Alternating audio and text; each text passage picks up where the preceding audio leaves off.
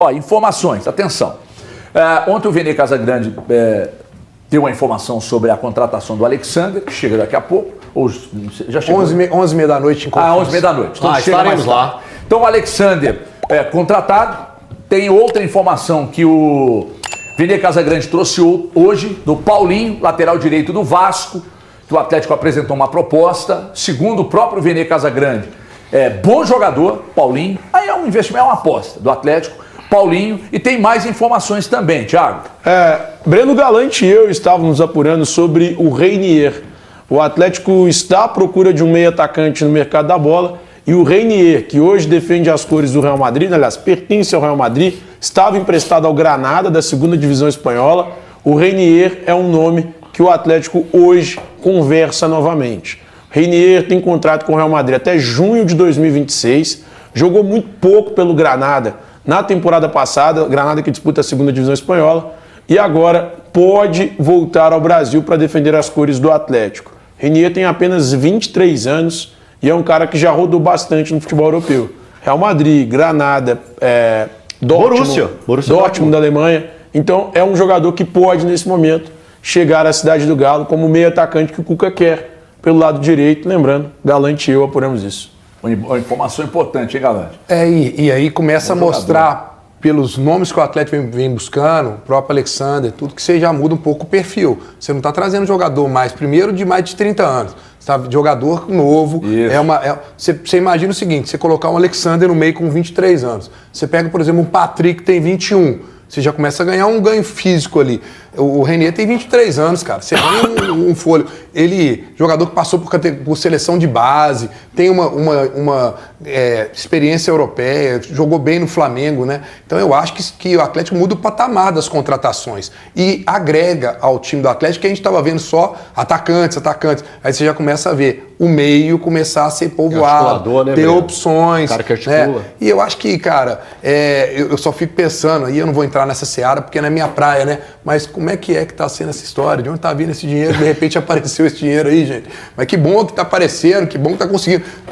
Claro que o Alexander me falaram que tá vindo do Rubens, né? Que é a questão da negociação do Rubens, né? Mas que bom, o Atlético precisa disso mesmo. Agora, que venham rápido, né? Essa questão do Alexander, eu fui ver, o último jogo dele foi em maio. Né? Então, com certeza, ele não vai chegar para jogar. O Fausto Vera tinha sido em maio também, tá jogando aí? Não, mas ele tava treinando. Ele tava treinando aqui. Deixa eu te perguntar uma coisa, até já aproveitando que nós citamos o nome do Fausto Vera aqui. Quem entra e rende menos, Fausto Vera ou Bernard? Rende menos? Hoje, eu acho que o Bernard, cara. Bernard. E por que o Bernard tem tanta chance e o Fausto Vera menos? Numa posição que o Atlético, no ataque, o Atlético tem 200 possibilidades. Aí é opção do treinador. Opção do treinador. E o treinador está certo na sua avaliação? Acho que não. Cara, Bernard não dá mais, infelizmente, aqui, olha, vou voltar a dizer, com todo respeito que eu tenho o Bernard, mas o Atlético tem que arrumar uma fase. Todo respeito, irmão. Hoje, me falaram até nesse final de semana, ontem lá no Rio, o Bernard está entre os 3 maiores salários do Atlético. Então, me falaram isso. Os 3 bons salários do Bernard. É que o Bernard está incluído. Então é mais que aquilo que a gente tinha falado, Thiago. Foi Thiago, é mais que aquilo que eu tinha que a falado. folha do Atlético está em torno de 17 milhões, foi o que me passaram, e que o Bernard está ali entre os 3 maiores salários. Então, se for realmente, se então proceder realmente, mais um motivo que o Atlético tem para poder resolver isso. O erro administrativo. Foi contratado, teve meu apoio. Tá? Aqui, o erro administrativo foi não ter cuidado para ele não ter alcançado o número de 7 jogos, para tentar negociá-lo de forma mais fácil dentro do mercado nacional.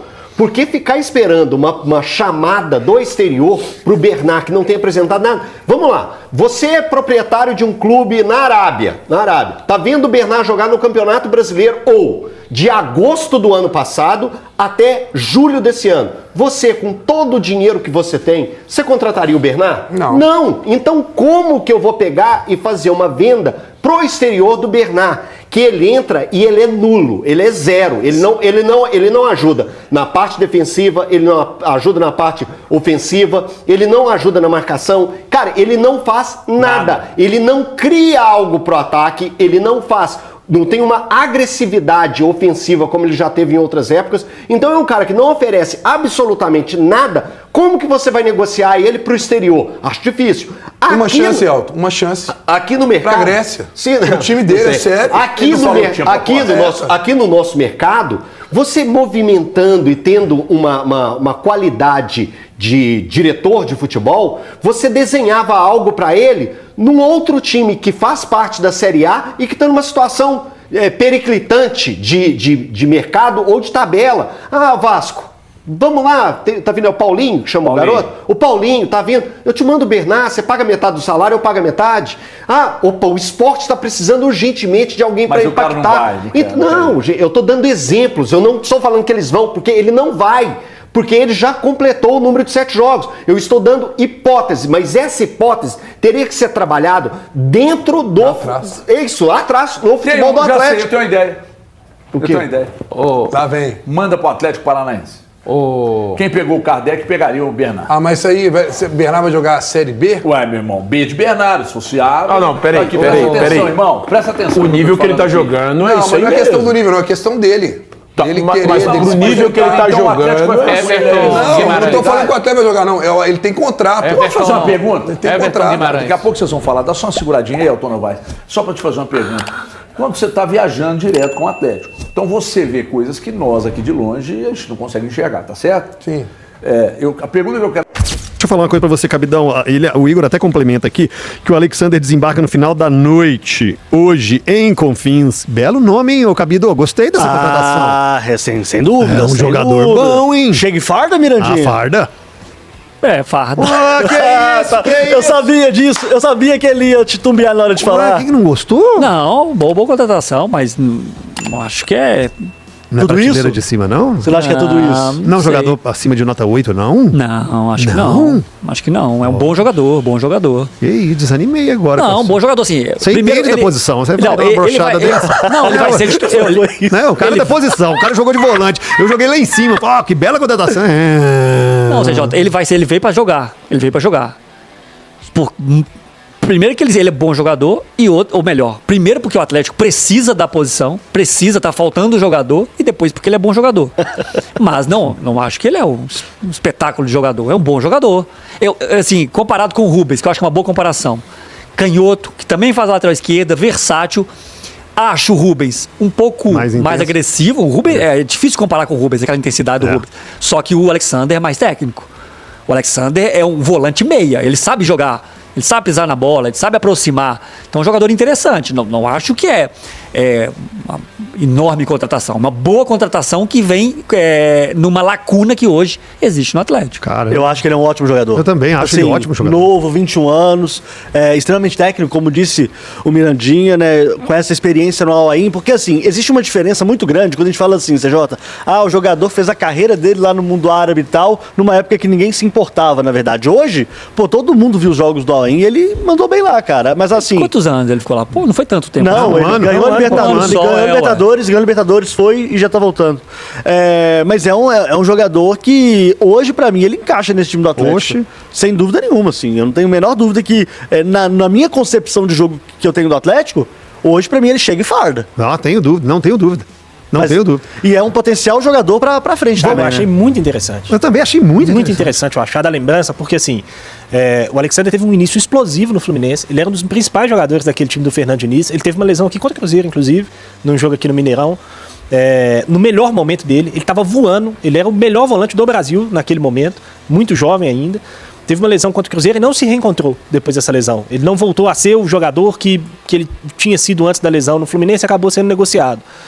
Mas é um jogador de característica parecida com o Rubens, né? No sentido de ser canhoto, de fazer lateral, de ser versátil e tudo mais. Mas acho que é um grande upgrade em relação ao Rubens. Ô, Ale Oliveira, isso é azar? É incompetência? É ruindade? É um pouquinho de cada coisa? Boa tarde, Ale Oliveira, sinal eletrônico marcou meio-dia. O que pegou com o Rony? Não se perde um gol desse na Série A do Brasil, Ale.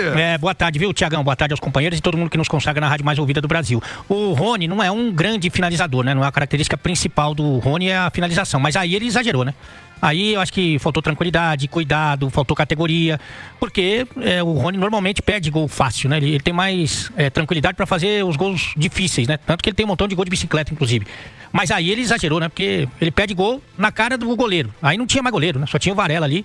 Se ele podia, inclusive, carregar um pouco mais a bola, ajeitar o corpo, levantar a cabeça, principalmente, né? Porque era só tirar do Varela e comemorar. E ali era um momento do jogo que o Atlético jogava melhor do que o Flamengo. Para mim, o Atlético foi melhor que o Flamengo no primeiro período. E criou algumas oportunidades. Essa foi a mais escancarada, mais absurda, mas teve outras chances. O Scarpa colocou bola na trave, teve finalização de fora. Num bom primeiro tempo do Atlético, que para mim viveu, depois da pausa para o Campeonato Mundial Interclube, seu melhor momento. Foi esse primeiro tempo contra o Flamengo. No segundo tempo, o time cansou um pouco, o Flamengo voltou melhor, as alterações do Flamengo também ajudaram muito, porque o Felipe Luiz, no segundo período, colocou velocidade, né? E aí velocidade para essa defesa do Atlético definitivamente não é uma boa, principalmente com os desfalques. Mas, de qualquer maneira, o primeiro tempo foi muito bacana, foi muito produtivo e dá uma expectativa de algo melhor. No Campeonato Brasileiro, é muito difícil, né, Tiagão, nesse momento, para que o torcedor tenha uma ideia, e por isso que ele tá irritado. Foi a terceira derrota seguida no Brasileirão. O Atlético tá mais próximo da zona do rebaixamento, 5 pontos, do que do G6, 6 pontos. São 8 pontos pro G4 e 16 pontos do líder, né? É muita coisa. Mas na Copa do Brasil, eu acho que tem várias lições para serem aprendidas, e eu acho que o Atlético provou que dá, né? Que o Flamengo é um bom time, é um bom elenco, sem dúvida, mas que dá, né, ô Tiagão? Olha, eu vou pedir a turma que tá no YouTube também pra colocar agora os melhores momentos da partida pra gente analisar à medida em que vocês vão debatendo. O Flamengo venceu por 1-0. Você falava de velocidade, né? Aquele Wallace Ian entrou. Nossa, Luiz Araújo. Fumaça, né? O Wallace Aí o banco, né? O elenco. Pô, de repente entra o Luiz Araújo, o Wallace Ian, o Everton Araújo também, outra cria. Foi o Wallace Ian que sofreu a falta do Natanael. E o Luiz Araújo, que bateu a falta pro gol do Léo. E, aliás, quem tava marcando o Léo era o Júnior Santos, né? Foi ele que entrou. Alonso, não? Foi nas costas do Alonso, mas no início da jogada era ele que tava... É porque o Pedro fez uma parede, né?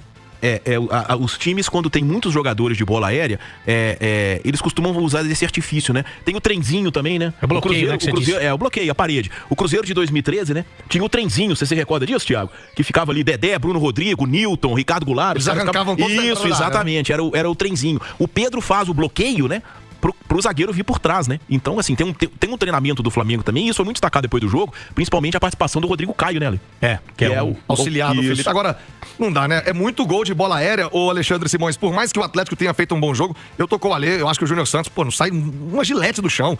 Tá aí pra você do YouTube, hein? Quem tá com a gente no YouTube tá vendo os melhores momentos para que a gente possa analisar. De toda maneira, ô Simões, o Ale disse que deixou uma boa impressão o Atlético e agora vem mata-mata da Copa do Brasil. O torcedor do Atlético, mesmo com a derrota, você acredita que aumentou o otimismo? Opa, nós temos condição de encarar o Flamengo, Simões? Boa tarde. Boa tarde, Thiago. Boa tarde, Ale, quem acompanha a gente. Olha, foi uma das melhores exibições do Atlético na temporada. Perdeu. Mas foi uma exibição. Primeiro que o Cuca armou seu time pra enfrentar o Flamengo, tá? E algumas das principais peças do Flamengo, aliás, a gente pode dizer, o Arrascaeta até o Caio Jorge desandar a fazer gol, era o melhor jogador do campeonato, chegou a ganhar esse prêmio mensal aí, né, de craque do Campeonato Brasileiro, que não é hoje, tá? Mas de toda forma, o Arrascaeta praticamente não participou do jogo. E ele é o articulador do Flamengo, tá? O Atlético teve uma estratégia muito inteligente, tá? O Atlético soube se defender bem na primeira etapa, teve o contra-ataque, não fez o gol com o Rony de forma incrível, teve outras grandes oportunidades, teve uma até que caiu no pé do Hulk, eu acho que ele deveria ter chutado, e eu acho que ele tentou cruzar e a zaga corta, mas cruzou pro Rony, era perigoso ele perder de novo. Agora, cada vez mais, Thiago, e aí a gente teve esse jogo de quinta-feira contra o Bucaramanga, teve o jogo de ontem no Maracanã, cada vez mais eu tenho a convicção de uma coisa que eu falei aqui há mais de um mês, né? Logo acho que quando ia voltar o futebol, que eu não consigo imaginar esse time do Atlético sem o Coelho. E o Ale disse que o Coelho era o pior dos atacantes de lado do Atlético, né? Você disse isso, Ale? Disse, ele tava atrás do Dudu, do Rony, do Júnior Santos. Eu não disse isso. A história de carreira dele é quem disse. Mas ele é novo, os outros são veteranos. A história de carreira é só você comparar. Quem foi... Você pergunta, sabe o que você faz? Pergunta no Atlético Paranaense quem é o Coelho. Nesse momento, ele é o cara que mais desempenha desses jogadores de lado. Mas evidentemente que tecnicamente, você não vai comparar o melhor momento do Coelho com o melhor momento do Dudu, do Júnior Santos. Você não vai comparar. Hoje eu não imagino um Atlético sem o Coelho. Hoje. E ele é novo. O Dudu já tem 30 e não sei quantos anos. Mas você acha que o Coelho vai jogar o que o Dudu jogou? O Dudu já foi o melhor jogador do Campeonato Brasileiro. Você imagina, no auge da insanidade, que o Coelho será eleito o melhor jogador do Campeonato Brasileiro alguma vez na vida dele? Eu não tô em 2015, eu tô em 2025. Sim, mas eu tô falando do auge. Mas eu tô falando de 2025. Hoje, o Coelho corre e já tá na vantagem com relação à maioria dos jogadores do Atlético. Mas se a gente for ter esse tipo de raciocínio pra pensar no futebol de 2025, se a gente for pensar o melhor que já jogou... Eu só tô repetindo o que eu falei. Eu falei que o auge deles não se compara. O premier de cada um. Claro que não, mas isso é óbvio. Independentemente de qualquer coisa, né? O Coelho é o melhor jogador de ataque do Atlético. Eu não imagino o time do Atlético Ele é melhor sem que o Coelho. Hulk? Fez o melhor... Ele é melhor que o Hulk? De lado de campo, o Hulk Não, você joga falou pro melhor lado. jogador de ataque do Atlético. Desses outros todos ali, ó. Porque Uma senão- Solid que joga de ponta. Se não, aí... Eu acho que foi interessante o Biel, entrou bem no jogo. Gostei, eu acho que o Biel entrou bem no jogo, teve até uma finalização que o Rossi defendeu. E eu acho que esse jogo tem um aspecto de dar moral e força pro Atlético e encarar o Flamengo na Copa do Brasil. Porque eu acho que o Atlético foi ao Maracanã. Você acha que o Atlético é o mais fortalecido Sem dúvida nenhuma, sem dúvida nenhuma. O Atlético não saiu do primeiro tempo vencendo pela incompetência do Rony e do próprio Atlético, né? O Cuca destacou aí, teve contra-ataque armado, teve um tanto de situação em que o Atlético poderia ter saído vencendo o primeiro tempo, e aí a história do jogo muda completamente, mas gostei. Acho que o Saravia, há muito tempo parado, mas eu acho que e ainda tava com uma sinusite que tirou ele do jogo de quinta-feira, mas eu acho que foi bem, eu acho que o Igor Rabelo foi bem, então eu acho que o Atlético tem a chance aí de se encorpar mais ainda pra quinta-feira, até porque o Leão, que é uma certeza, né? E o Arana é uma possibilidade. Então a gente pode ter um Atlético ainda mais forte para encarar esse mesmo Flamengo na quinta-feira. E com certeza, claro, o jogo de ontem entra em campo na quinta-feira, mas eu acho que o Cuca tem que ter uma estratégia parecida.